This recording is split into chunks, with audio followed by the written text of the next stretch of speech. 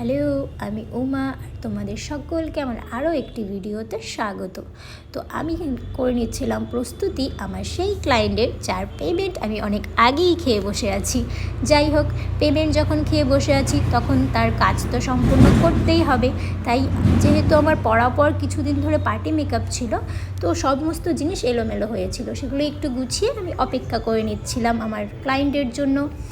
বসে থাকতে থাকতে থাকতে থাকতে তারপরে অবশেষে আমার ক্লায়েন্টের এন্ট্রি হলো।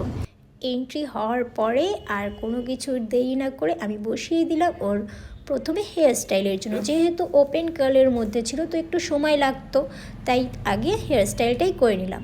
তারপরে ঝটপট করে শুরু করে দিলাম মেকআপের আগে নিয়ে নিচ্ছিলাম একটি বিফোর ভিডিও নেওয়া কমপ্লিট।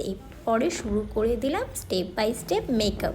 সব সময় মেকআপের ভিডিও করা হয় না, কারণ যেহেতু আমি একা একা কাজগুলো সম্পূর্ণ করি, সেক্ষেত্রে আমার ভিডিও করার সময় থাকে না। কালকে যেহেতু আমার একটাই পার্টি মেকআপ ছিল, ওর জন্য ভাবলাম একটা ভিডিও শেয়ার করাই যেতে পারে, তাই না? তাই প্রত্যেকটা স্টেপের একটু একটু করে ক্লিপ তোমাদের সঙ্গে শেয়ার করলাম। দেখতে দেখতে প্রায় অনেকটাই আমাদের বেস কমপ্লিট হয়ে গেছে। এখন করছি আমি পাউডার সেটিং। তারপর করে নিলাম ব্লাশ, কন্ট্রোলিং, হাইলাইটার, সব কিছু দেওয়া কমপ্লিট।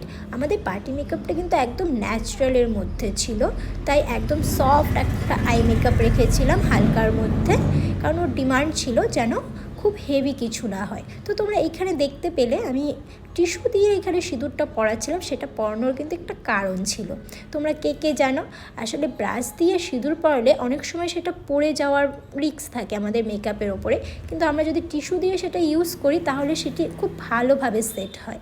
যাই হোক, এটা আমার নিজস্ব একটা ভালো লাগার জিনিস, যার জন্য আমি এরকম করে করি।